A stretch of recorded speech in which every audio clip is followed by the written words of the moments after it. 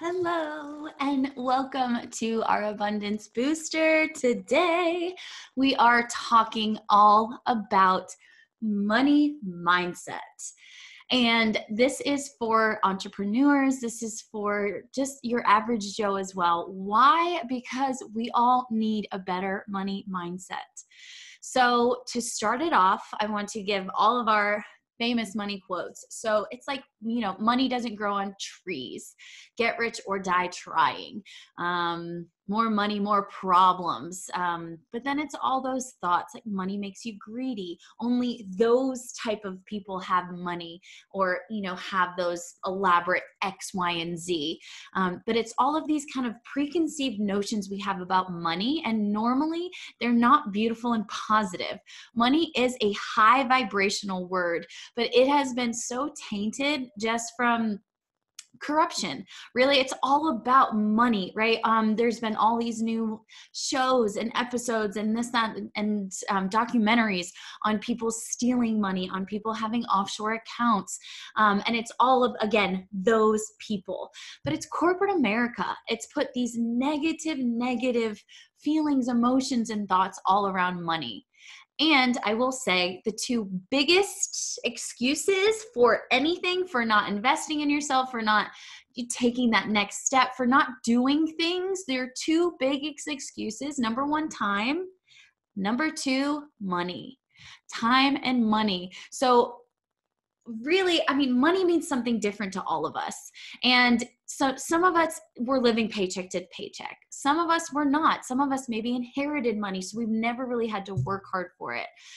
Some of us are stay-at-home moms and relying on our spouse to kind of bring in the money. So it feels totally out of our control. Some of us are entrepreneurs and we're trying to get out of that corporate job or that other job so we can really start relying on ourselves to bring in the money. So there's a ton of trust around that. So my first question right off the bat for you is, do you trust yourself?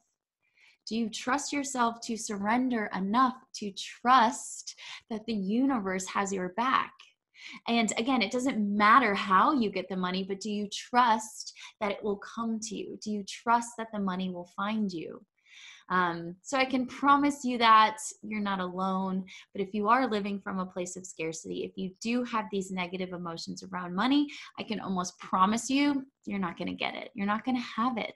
And it will always feel far away and it will always feel scarce because that is the preconceived notions that you have about it, right? Yoga tells us where your attention goes, your energy flows. So if you are sitting here like rolling your eyes, like I used to do for so many years, when I tell you to surrender around money, how it's going to come to you, knowing that you deserve it, knowing that the universal law says if you surrender and let go and ask for it, it will come to you effortlessly. But we need to kind of set our minds around that. So I'm here today to teach you some of the ways that have been extra helpful for me to cultivate abundance and to really dive into fixing, I don't use this word fix a lot, but healing my money mindset. So first and foremost, I want you to write out your money story. So when you start to write out your money story, take out a piece of paper and fold it into 3 columns. So fold it in half, fold it in another half. This is the best way to make 3 columns. Back to school. So have your 3 columns and open it back up. So we have 1, 2, and 3. In the first column, you are going to write down name. In the second column, you are going to write down story. And in the last column, it's going to say reframe.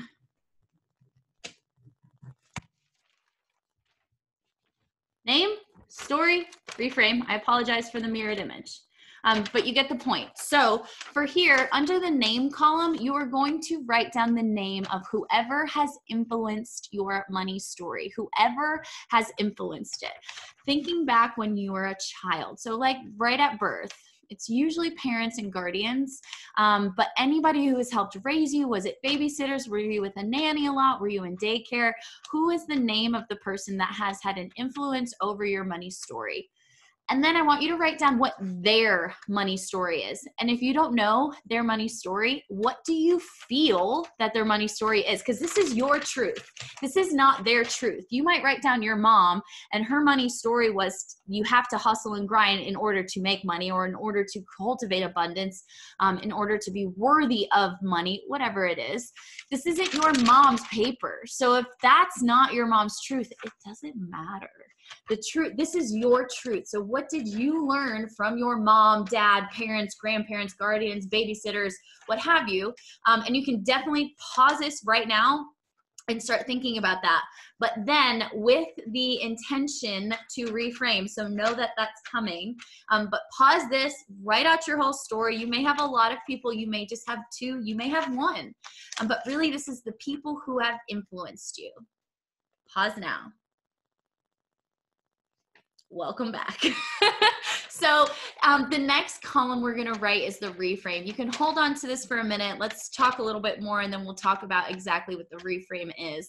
But basically, it's going to be your new money mindset story. So after you write out your money mindset story, I want you to start thinking about forgiveness. So in your reframe, this goes back to your forgiveness. So back to mom, who makes you hustle and grind. Thank you, mom, so much for teaching me how to work hard. Thank you for teaching me how to work hard. And I forgive you for having to work hard to make money. I forgive you for making that connection in my mind. Forgiveness is a high vibrational word. Money is highly charged. Forgiveness can match it. So definitely think about that. Forgiving your mother for teaching you these life lessons, because they don't serve you. So thank you, mom, for teaching baby Gab that I have to work hard in order to cultivate money. But adult Gab, that doesn't serve you. Let's leave this down. Let's put this down. This is heavy.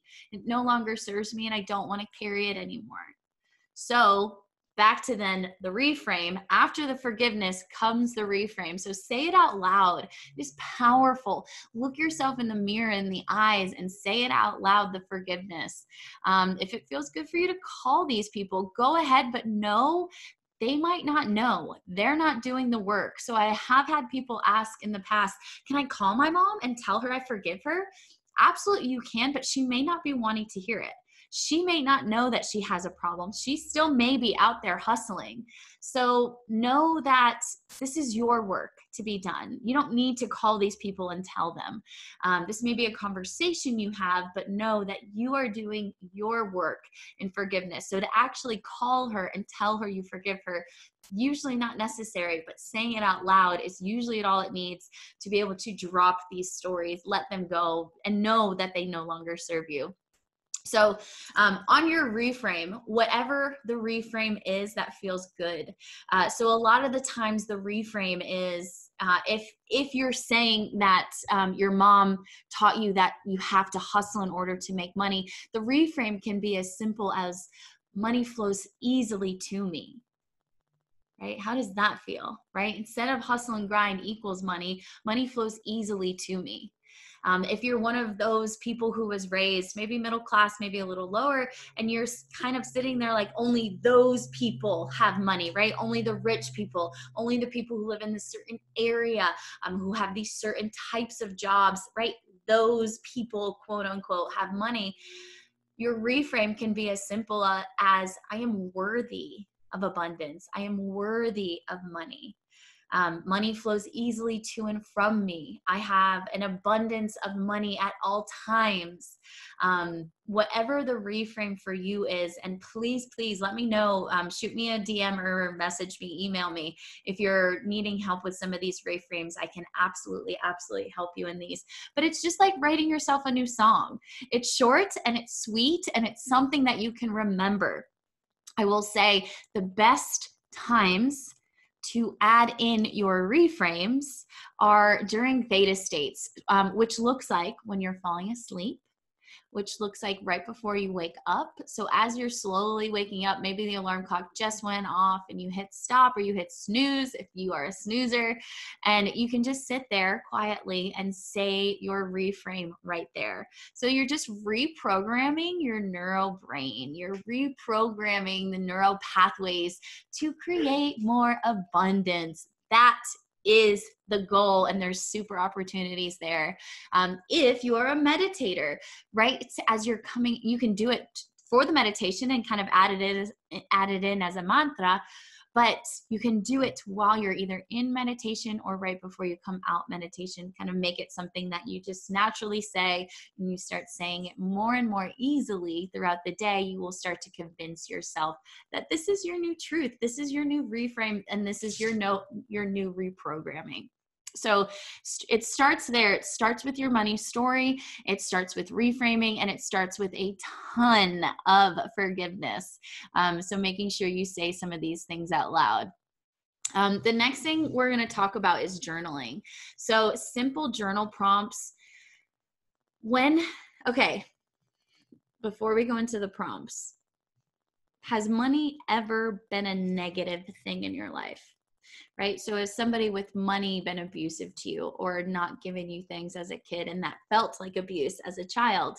The biggest things I can tell you is that we have so much negative connotation around money, thinking, more money, more problems, thinking more wealth means more people are going to seek you and ask for your money, are going to need your help, are going to ask for your help, and that kind of things. And that's a huge burden. So people are like, well, I don't need money because I don't need these other people in my life. I don't need people asking me, these greedy people coming to me, wanting me to be my friend just because I have money.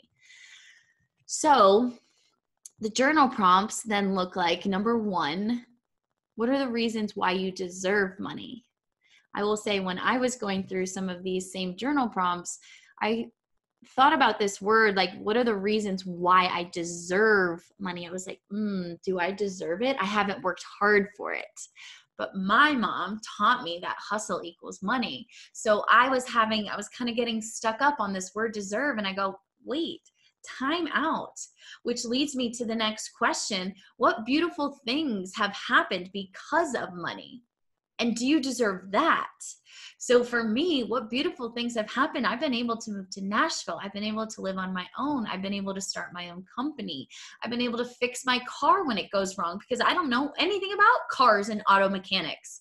So what beautiful things have happened because of money? What beautiful things have happened because of money?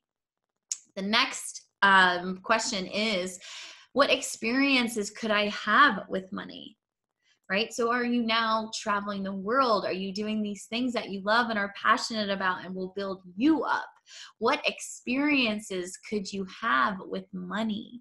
And because of money, right? If you like to go to orphanages and on mission trips, you need money to do that. You need money to be able to give back to people. So reframing and reprogramming the way that you view money as a beautiful, positive thing, not as corruption and greed, like so many of us have. Those ideas have kind of been thrust upon us. So reframing how you view money so that you're able to change, again, neuromuscular, you're changing your thought patterns and your waves, the subconscious mind as to how you view money. And the last journal prompt I have for you guys is, how would you being rich, benefit others? Because when good people have money, the world starts to thrive. Think about Oprah. She's always giving back. Dr. Phil, always giving back, right? Bill Gates, he's trying to take smallpox off of the planet, or rather polio, he's trying to take polio off of the planet. Some people see his anti-vax as negative. Well, I'm sorry, if we have a way, and again, I'm so sorry thrusting my opinions upon you, but if there's a way to eliminate a disease and it's just by a simple vaccination, I think let's do it. Polio is a nasty, nasty disease. So again, totally my opinion, but what positive things can happen with you being rich? And notice if you are getting triggered by this word rich, right? What is actually triggering you? Is it money? Is it the previous experiences you've had with rich people you viewed as rich? Because here's your beautiful reminder: money, a lot of money, expensive, is all subjective. Think about when you were a kid. Would you save your pennies? Would you find a quarter, a penny, a dime on the floor and be pumped? When the tooth fairy came, she left you a quarter, a dollar. Was that the biggest thing in the world? When it was Christmas time or Hanukkah, you got $20 from grandma or grandpa or whoever, right? That was a lot of money at the time. And now, as you're an adult, and you go need your car fixed and it's $500, does that feel like a lot of money? Or when you're an adult and you want to go on a vacation and the flight is $1,000, does that feel expensive or a lot of money? Right? It's all subjective based off where you are, based off the debt that you have, based off where you're living, based off the economy, based off 100 million different factors.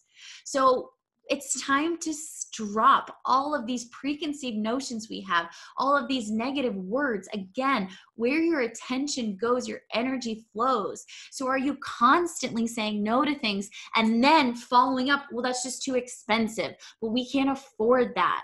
And then noticing what you're going to get back. So if you continuously start saying, we can't afford that, that's too expensive. Well, guess what? Do you think you're going to get more money back? Again, a few years ago, I would be rolling my eyes at you, but I can literally stand here in my power and tell you that this shit works. I was the other day telling anybody who would listen how abundant I was, mostly because the day before I was in my own crap. I just bought a few things for the house. I'm building a shed. I had to pay the electrician. I have to pay for a mini split and just all these expenses that right now aren't going to make me a lot of money. They might save me some money, but right now there are a lot of expenses all at once. And I found myself down in the dumps. I found myself like, okay, we can't get lunch out today. We were planning on getting lunch delivered. No, can't do that. I will scrap something up around the house. I didn't even really have time to cook, and I had to make the time because, again, my money mindset was totally holding me back. So I started journaling on it. I picked up on my patterns. They were coming back from, again, baby Gab. And I started reframing. And my reframe, my reprogramming is I am worthy of abundance. And I started saying it, and I started saying it and dancing around the house and saying it again and again and again, because the day before I was in my own crap. And you guys, I'm not just saying this. My Venmo started dinging, and I don't usually have my phone on sound, and it did, and it makes almost dollar like cha-ching noises. And Anthony just turns and looks at me and he's like, what's going on? I don't know what that's for. It was an old client who had forgotten to pay me. His wife pays me on Venmo. So yes, it is possible. It was somebody buying one of my courses I had already built. It was it was a new alignment call, somebody wanting to get on my calendar so I can then pitch them for sales, right? So you just need to reprogram this beautiful brain of yours, this beautiful subconscious mind of yours, so that you can cultivate exactly what you're looking for. And it is the same for happiness. It is the same for love. And it is absolutely the same for money. Everything is just a vibration. So keeping that in mind. The next big things I have to tell you is that your words will absolutely give birth to the reality you're living in. So the reprogramming is important for that, right? So things aren't too expensive. You're going to attract more of that. You're going to attract more negativity. So our next exercise here is to write down three things that you feel are too expensive. 3 things that you feel are too expensive, whatever they are, why ever they're too expensive. It could be $10,000, it could be $10, it could be $50. But write down 3 things that you feel are too expensive that you want or you want to invest in. This could be yourself, this could be your business, your company, what have you. 3 things right now. With those 3 things, you can close your eyes. You can do a quick body scan even if you want to, but think, if you had these 3 things, how do these 3 things make you feel individually, right? So how does number 1 make you feel, number 2, and number 3?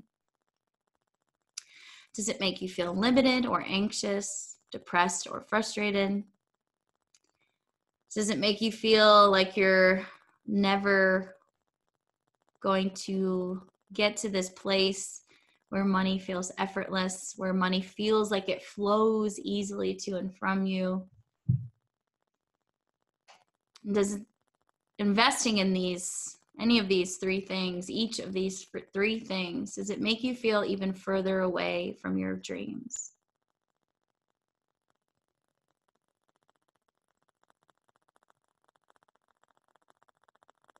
Expensive is what you make it. Investing in yourself is how you make more money.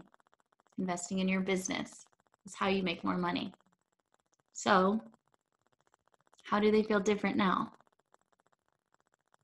How does this expensive feeling feel now after you've thought about reprogramming? After you've thought about what you put out into the world will come back to you tenfold? After you've ditched these words of expensive, how does the reframe feel? Does it feel more accessible, more tangible? Does it feel like something that really could benefit you? Time and money are our biggest excuses. What if we had no excuses? What if we trusted the universe? Trusting the universe doesn't mean that you have an answer to everything that you want, everything that you need. Trusting in the universe means surrender, means fully trusting that the universe has your back and has your best interest in mind, so that it will provide. You don't even need to know how or why, but that it will provide. Now, of course, if you're an entrepreneur and you have nothing to sell, call me. Let's work together. You need something to sell, but that's it. Are you scared to create anything to sell because you're afraid it's not going to make any money? Are you scared to put the time in because time equals money? What is your fear? What is your limiting factor around money?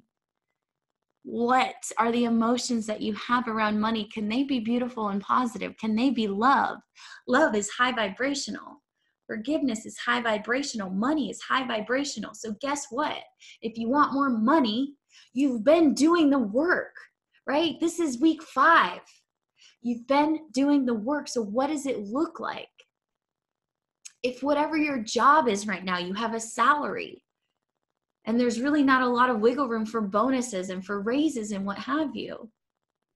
If I asked you, if you knew you were going to die in 6 months, would you stay with this job? I know it is bold, but is this job high vibrational for you? That's really all I'm asking by asking you.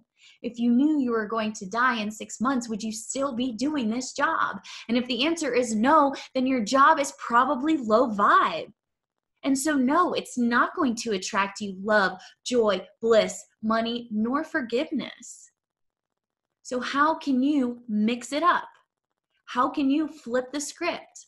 No, you can't just quit your job, because we all need money to make, we have taxes, we need heat in our homes, we have to pay for our home, we have children, we need to put food on the table. I get it.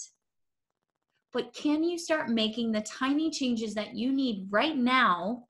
Can you trust yourself, surrender into the universe enough to know that it will provide, to know that you will always have enough? And if you have been in times when you haven't had enough, is that what's holding you back? That is your money story. Does it still serve you? Are you still that same little girl who didn't have the money, who didn't have the finances, who couldn't afford to put food on her own table, right? What has happened to you that's holding you back? What story have you claimed and used to be your truth that no longer serves you? That, my love, is the surrender.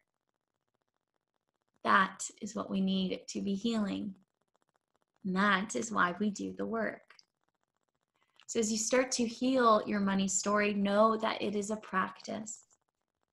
Find your reprogramming, whatever the simple phrase is. I am worthy of abundance, right? That's mine.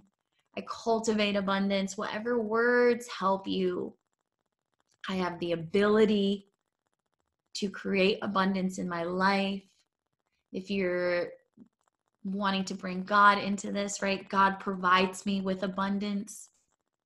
Doesn't matter what it is, as long as it's beautiful and positive. Positive is all you need. And then surrendering and trusting that it will come to you. Creating the pathways for it to come to you, but releasing how, why, when, letting it go. With that being said, my last thought I'll leave you here with. When other things come to you, it might not be the money you're expecting to see in your bank account. But when a friend asks you, you're going on vacation, your friend tells you, hey, let me take the dog for the weekend. Hey, I'll watch your kids, no problem. That is also abundance. That is also money that you're now not having to spend, right? So noticing the little ways in which God, Spirit, divine, law of attraction comes back to you. It may not always be physical, tangible cash money. It may be other little ways. It may be somebody bringing you dinner. Maybe somebody asking you if you want a coffee. So finding all of those small, little, beautiful, positive things that also are coming your way, seeing them as abundance, seeing that as the universe providing for you, because that's exactly what it is. So my challenge for you, write down your money story. Answer our journal prompts. Let go of this negativity, these negative emotions you have around money, knowing it will come to you freely as long as you surrender. I love you guys. Good luck.